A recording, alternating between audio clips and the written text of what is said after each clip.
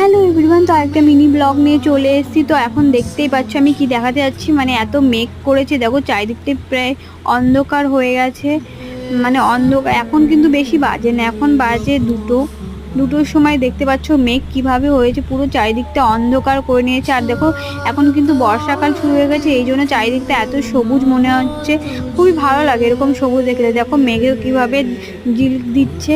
তো তারপরে বৃষ্টি হয়ে গেল, আমি ঘরে চলে এসেছিলাম। তারপর দেখো বৃষ্টি হচ্ছে কেমনভাবে, এত জোরে বৃষ্টি হচ্ছে। আর এই বৃষ্টি পুরো 2-3 ঘন্টা ছিল।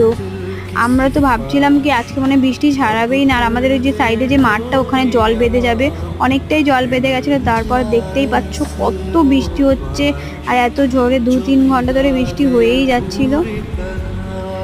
তো দেখতেই পাচ্ছ। আর কিন্তু এই বৃষ্টিতে, আমার বৃষ্টিতে ভেজার খুব ইচ্ছা ছিল, কিন্তু বৃষ্টিতে ভিজতে পারি না, কারণ আমার একটু অসুবিধা আছে, এই জন্য। এরকম ভিডিও ভালো লাগলে প্লিজ লাইক কমেন্ট শেয়ার করে দিও।